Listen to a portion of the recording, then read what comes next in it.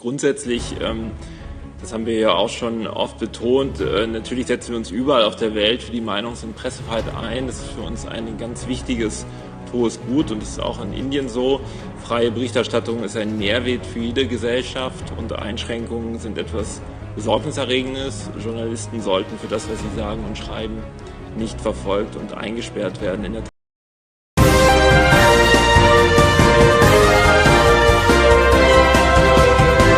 आप देख रहे हैं पल पल न्यूज और मैं हूं आपके साथ नदीम अख्तर। देश के प्रधान सेवक को यानी कि देश के प्रधानमंत्री जी को पत्रकारों से डर लगने लगा है। जो पत्रकार देश में रह करके इनकी पोल को खोल रहे हैं उनको जेल की सलाखों के पीछे डाल दिया जाता है, जिसको लेकर के देश और विदेश में लगातार चर्चा तेज हो गई है। पर देश के प्रधानमंत्री विदेशों में जब जाते हैं तो पत्रकारों से बातचीत करते हुए नहीं दिखाई देते। इसके ऊपर भी लगातार सवाल खड़े हो रहे हैं। और आपको G7 की वो मीटिंग याद होगी जहां देश के प्रधानमंत्री के पास चलकर के खुद अमेरिका के राष्ट्रपति जो बाइडेन पहुंचे तो वर्चस्व दिखाने की कोशिश खुद ही मीडिया ने की और ये बताने की कोशिश की कि देखिए कितने ताकतवर हैं देश के प्रधानमंत्री। पर जो ताकतवर प्रधानमंत्री देश के श्री नरेंद्र मोदी जी हैं उनको लेकर के जर्मनी ने एक बड़ा तंज कस दिया है। Es ist so, dass wir diesen spezifischen Fall kennen und unsere Botschaft in Neu-Delhi den Fall deswegen sehr genau beobachtet und wir hierzu auch mit unseren EU-Partnern vor Ort im Austausch stehen. Die EU hat ja einen Menschenrechtsdialog auch mit Indien. Und sagen allgemein Meinungs- und Pressefreiheit sozusagen sind Thema und Gegenstand auch des Austauschs mit Indien. Indien bezeichnet sich ja selbst als größte Demokratie der Welt. Insofern kann man schon erwarten, dass demokratische Werte wie Meinungs- und Pressefreiheit dort auch den nötigen Raum bekommen. Aber es ist doch der Fall, dass Deutschland oft sehr offen und sehr genau und präzise ist in der Kritik von Ländern, wo journalistische Freiheit benachteiligt wird, wo Journalisten inhaftiert wird. Was ist mit Indien hier anders? Warum sind Sie nicht in der Lage, so 1,5 Wochen nachdem er inhaftiert wurde, das wirklich konkret zu kritisieren? Also ich würde jetzt mal nicht sagen, dass ich da nicht präzise war in meiner Kritik, sondern ich habe mich sehr grundsätzlich eingelassen zu der Bedeutung, die wir der Meinungs- und Pressefreiheit zumessen und insofern जो कि आईना दिखाने का काम Germany की तरफ से किया गया है। क्या कुछ जर्मनी की तरफ से पत्रकार जुबैर को लेकर के प्रतिक्रिया सामने आ रही है? पहले इस पूरी रिपोर्ट पर नजर डाल लेते हैं। ऑल्ट न्यूज से जुड़े पत्रकार मोहम्मद जुबैर की गिरफ्तारी पर जर्मनी के विदेश मंत्रालय ने भारत के लोकतंत्र पर तंज किया है। बुधवार को जर्मन विदेश मंत्रालय की प्रेस कॉन्फ्रेंस में मोहम्मद जुबैर की गिरफ्तारी पर सवाल पूछा गया था। जर्मन विदेश मंत्रालय ने जवाब में कहा कि भारत खुद को दुनिया का सबसे बड़ा लोकतंत्र कहता है। ऐसे में उससे लोकतांत्रिक मूल्यों जैसे अभिव्यक्ति और प्रेस की आजादी की उम्मीद की जा सकती है। प्रेस को जरूरी स्पेस दिया जाना चाहिए। हम अभिव्यक्ति की आजादी को लेकर प्रतिबद्ध हैं। दुनिया भर में प्रेस की आजादी का हम समर्थन करते हैं। ये ऐसी चीज है जिसकी काफी अहमियत है और ये भारत में भी लागू होता है। स्वतंत्र रिपोर्टिंग किसी भी समाज के लिए बेहद जरूरी है और पत्रकारिता पर पाबंदी चिंता का विषय है। पत्रकारों को बोलने और लिखने के लिए जेल में नहीं डाला जा सकता। जर्मन विदेश मंत्रालय ने कहा, हमें भारत में हुई उस गिरफ्तारी के बारे में जानकारी मिली है जो नई दिल्ली स्थित हमारे दूतावास की नजर इस पर लगातार बनी हुई है। हम इस मामले में ईयू से भी संपर्क में हैं। ईयू का भारत के साथ मानवाधिकारों को लेकर संवाद है। इसमें अभिव्यक्ति और प्रेस की आजादी शामिल है। जर्मन विदेश मंत्रालय के प्रवक्ता से रिचर्ड वर्कर ने पूछा कि जर्मनी प्रेस की आजादी को लेकर मुखर रहता है और वहीं भी पत्रकारों को गिरफ्तारी होती है तो उसका विरोध करता है, लेकिन भारत को लेकर इस मामले में फर्क क्यों है? जर्मनी भारत के मामले में कोई सख्त रुख क्यों नहीं अपना रहा? इस पर जर्मन विदेश मंत्रालय ने कहा, मैं ये नहीं कहूंगा कि समय पर आलोचना नहीं की। मैं हमेशा से अभिव्यक्ति और प्रेस की आजादी को लेकर मुखर रहा हूं। प्रधानमंत्री नरेंद्र मोदी पिछले महीने 26 और 27 जून को जर्मनी में G7 की बैठक में विशेष अतिथि के तौर पर शामिल हुए थे। भारत के अलावा इंडोनेशिया, अर्जेंटीना, दक्षिण अफ्रीका, सेनेगल को भी विशेष अतिथि के तौर पर आमंत्रित किया गया था। इन पांचों देशों ने G7 के देशों के साथ 27 जून को 2022 रेजिलेंट डेमोक्रेसी स्टेटमेंट पर हस्ताक्षर किए थे। इसके तहत सिविल सोसाइटी में विविधता और स्वतंत्रता की रक्षा, अभिव्यक्ति की स्वतंत्रता की रक्षा की बात कही गई थी, जिसमें ऑनलाइन ऑफलाइन विचार भी शामिल किए गए थे। 4 पन्ने के इस बयान में कहा गया है, हम Germany, Argentina, Canada, France, India, Indonesia, Italy, Japan, Senegal, दक्षिण अफ्रीका, ब्रिटेन, अमेरिका और यूरोपियन यूनियन के साथ मिलकर लोकतंत्र को मजबूत बनाने के लिए प्रतिबद्ध हैं।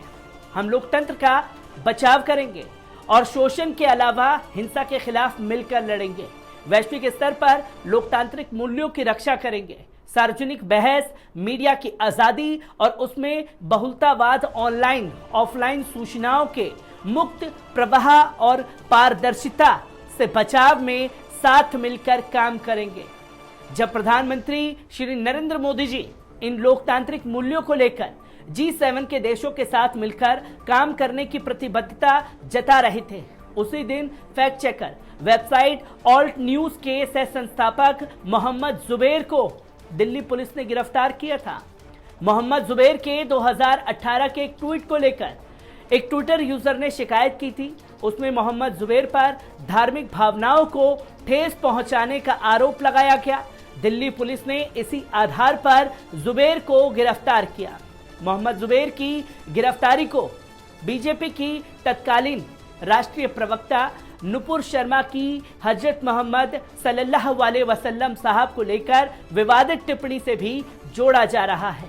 मोहम्मद जुबैर ने नुपुर शर्मा की विवादित टिप्पणी का मुद्दा सोशल मीडिया पर जोर शोर से उठाया था।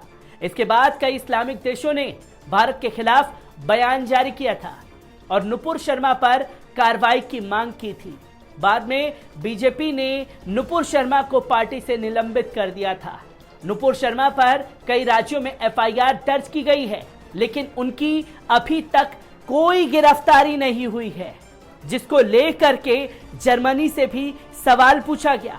दूसरी तरफ दिल्ली पुलिस ने एक ट्विटर यूजर की शिकायत पर मोहम्मद जुबैर को गिरफ्तार कर लिया। बाद में उन पर और कई आरोप लगा दिए गए। इनमें विदेश से चंदा लेने का मामला भी शामिल है। मई के पहले हफ्ते में प्रधानमंत्री मोदी यूरोप दौरे पर गए थे।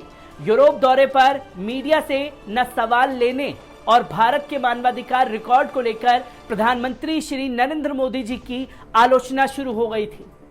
2015 के आखिर से ही ये चलता आ रहा है।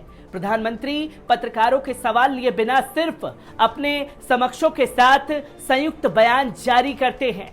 हालांकि इस बार जर्मन ब्रॉडकास्टर डाइचे वेले ने chief international editor Richard walker ने ट्वीट के जरिए मोदी के जर्मनी दौरे को लेकर यह मुद्दा सबके सामने उठाया था। उन्होंने लिखा था, मोदी और शोल्त्स बर्लिन ने प्रेस को संबोधित करने वाले वे दोनों सरकारों के बीच 14 समझौतों का ऐलान करेंगे। वे भारतीय पक्ष के आग्रह पर एक भी सवाल नहीं लेंगे। प्रेस की आजादी के मामले में भारत के 8 पायदान फिसलने को भी वॉकर ने रेखांकित किया था। रिपोर्ट्स सैनेस फ्रॉन्टियर्स ने प्रेस आजादी के मामले में 180 देशों की सूची में भारत को 150वां स्थान दिया। पिछले साल भारत 142वें स्थान पर था। रिपोर्ट्स विदाउट बॉर्डर्स की ओर से जारी ताजा रिपोर्ट में भारत प्रेस की आजादी के मामले में 142वें पायदान से फिसलकर 150वें स्थान पर पहुंच गया है। फ्रांस की न्यूज वेबसाइट फ्रांस 24 ने पीएम मोदी के यूरोप दौरे को लेकर लिखा था। 4 मई को चांसलर ओल्फ शोल्त्स ने पीएम मोदी ने मुलाकात की थी, लेकिन द्विपक्षीय समझौते के बाद जर्मनी के चांसलर नियमों के अनुरूप प्रेस के सवाल करने का मौका नहीं दिया। जर्मनी में भी पत्रकारों के सवाल न लेने का फैसला भारतीय प्रतिनिधि मंडल के आग्रह पर ही लिया गया। अखबार ने जर्मन अधिकारियों के हवाले से यह दावा किया था। मोहम्मद जुबैर की गिरफ्तारी पर संयुक्त राष्ट्र ने भी 29 जून को विरोध जताया था और कहा था कि पत्रकार क्या लिखता है, क्या ट्वीट करता है और क्या बोलता है, इसके लिए उसे जेल में नहीं डाला जा सकता। चाहे संयुक्त अरब अमीरात हो, चाहे यूएन हो, चाहे जर्मन हो, जुबैर को लेकर के लगातार आवाजें बुलंद की जा रही हैं। पर देश के प्रधानमंत्री पत्रकारों से कितना डरते हैं उसकी तस्वीरें भी लोगों के सामने आ रही है। जो इनके अपने हैं उन्हें बचाने के लिए तमाम घोड़े खोल दिए जाते हैं और जो इनकी पोल खोलने का काम करता है उसे जेल की सलाखों के पीछे डाल दिया जाता है। और जब विदेशों में जा रहे हैं जहां हमारा मीडिया ये बताने की कोशिश कर रहा है कि साहब का डंका बज रहा है, डंका बज रहा है, और वही इंटरनेशनल मीडिया से जब प्रेस की बात की जाती है तो देश के प्रधानमंत्री वॉकआउट करते हुए नजर आते हैं कि कोई सवाल भारत को लेकर के नहीं किया जाएगा। तो आप समझ सकते हैं कि प्रेस की आजादी से खौफजदा हैं देश के प्रधानमंत्री, जिसका शिकार मोहम्मद जुबैर को बनाया गया। और मोहम्मद जुबैर को लेकर के जर्मनी ने जिस तरीके से आवाज को बुलंद किया है वो भी देखने वाली बात है। और कड़े शब्दों में फटकार मोदी हुकूमत को लगा दी गई है। मैं हर एक तस्वीर को आपसे रूबरू कराता रहूंगा। दीजिए इजाजत, शुक्रिया।